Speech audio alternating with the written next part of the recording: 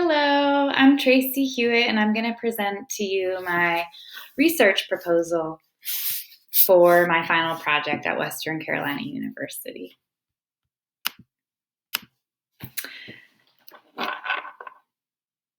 So my project is called Engineering in STEM: Impacts on Male and Female Elementary Student Engagement. My research question is, what happens to male and female elementary and student engagement in science when STEM engineering activities are implemented in the classroom? My project has a big focus on female elementary student engagement, but I'm collecting data on both male and female student engagement to have something to compare it to and because I want to positively impact all my students. Some sub-questions include, have third grade students already formed self-concepts around their ability to perform in STEM activities? Are male students more engaged than female students in science and engineering activities? Does teaching a STEM unit that focuses on women in the field have an impact on student interest and attitude towards STEM? What about science and engineering turns women off to the field? Can teachers have an impact on this at a young age? Can STEM and engineering activities help male and female students become more engaged in science in general? And what can teachers do to help foster a positive attitude about science and engineering for male and female students?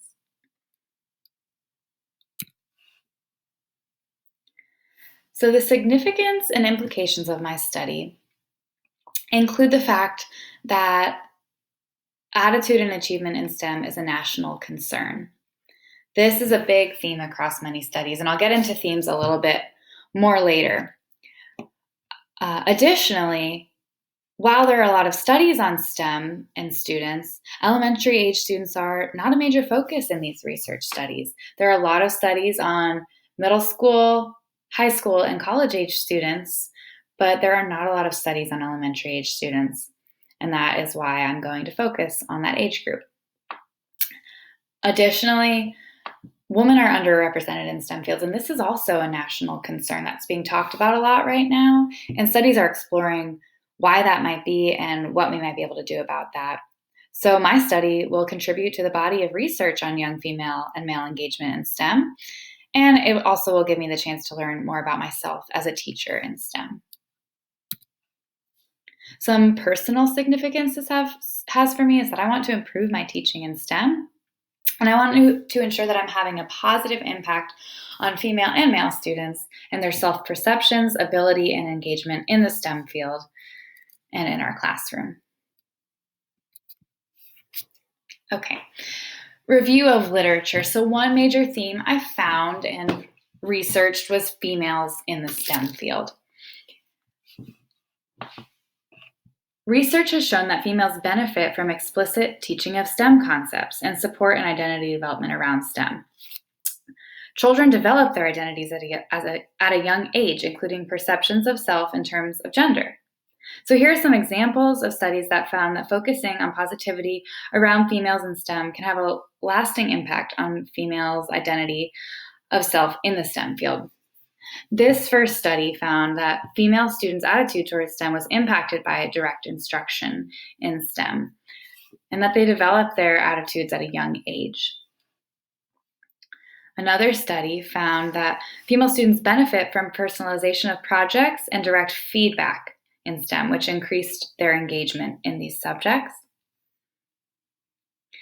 And finally, this last study found that perception of self is an important aspect in STEM identity development, and females benefited from receiving support in identity development around STEM. So here we can see that females benefit from direct instruction in STEM, which is why I want to explore this more in my project. Another theme I found in my research is that young students have the potential to be impacted by early interventions in STEM. One study found that early interventions in STEM lead to students being more open to pursue STEM careers in the future. Another study focused on preschool age students, and it showed that students working in groups on STEM projects persisted longer, performed better, and had a higher interest in STEM even at a young age. Finally, referring back to a previous study, we can see that students develop a sense of self and stereotypes at as young as 2 to 3 years old, making it important to start STEM interventions as early as possible. These studies show us that early interventions have a strong impact on students, and my hope is to add to this body of research and show that early interventions in STEM are an important aspect of teaching elementary age students, specifically females.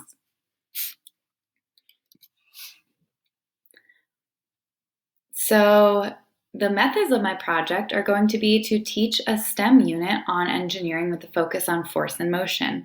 Force and motion are a third grade standard, and I will be teaching this unit to third grade students. Linked in this presentation are the engineering unit and the student packet, so feel free to explore those. But some highlights from this unit are there are 5 lessons that will be spread out over many days. The unit follows the engineering design process for students, so each lesson focuses on one of these steps, and the steps are ask, imagine, plan, create, and improve. And this unit will be focused on a hands-on activity, which will be creating a roller coaster. The student goals for this unit are the students will be able to define force, motion, and inertia and explain how it impacts the movement of objects. And they will do this by designing and building a roller coaster that demonstrates the existence of force and how it affects motion. So here's the timeline for my project. I have already secured funding, planned the unit, drafted a blueprint, and drafted the IRB proposal. Over the next 2 months, I will continue to plan the project and refine and submit the proposal. In January and February, I will give the pre-unit surveys, implement the engineering and STEM unit on force and motion, and collect data. And March through May, I will collect the post-unit data, code and analyze it, and write the final paper. This study will take place in my third grade classroom, which is at a charter school in Asheville, North Carolina. It will be done with 16 to 25 students. Some or all of these students may be virtual, and about half will be male and half will be female. The reason the number is so ambiguous is because of the nature of the pandemic and the fact that I do not know if we will be virtual or in person and how many students I will have in either of those groups in January. And students have had minimal exposure to STEM and STEM concepts from myself as their teacher due to the virtual and social distancing environment, since we haven't been in the classroom for very long. I will collect data in a number of ways. One of the ways I will do that is a pre- and post-unit surveys on self-perception in STEM and engineering. Those surveys will ask students to draw pictures of scientists and engineers and to list the careers that they see themselves having in the future. And this will be compared, the pre- and post-unit data will be compared. I will also use observations and journaling during and after class while working on the unit. I will collect work samples from the students, specifically that engineering packet that's linked earlier in this presentation, and I will interview students before and after the unit. I've included some of the interview questions, such as what their favorite subject is, do they see themselves as scientists, and is there anything they would like to do better as a scientist?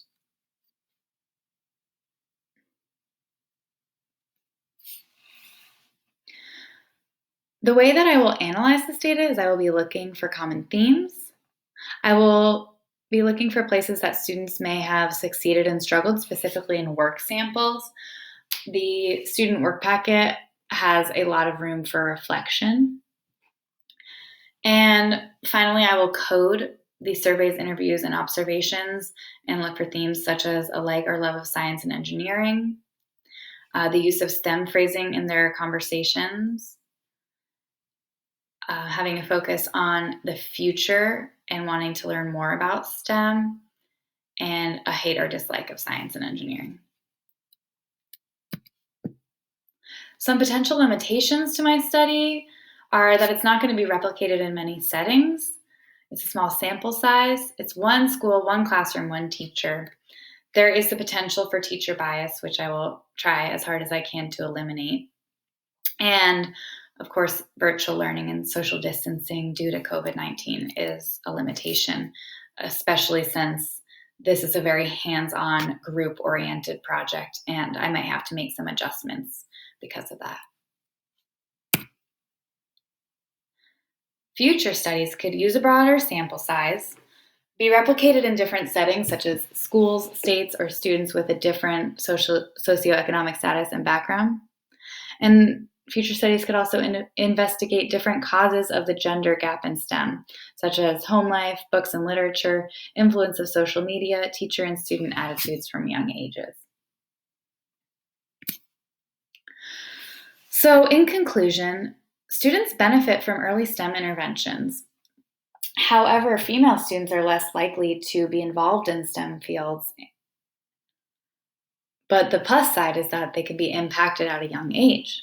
So, my study seeks to find what can happen to student engagement when students are taught explicitly about STEM. And the hope is that this study will give me insight into my students, but also myself as a teacher in STEM. Here are the references for this presentation and my project. Thank you so much for listening and watching. Bye.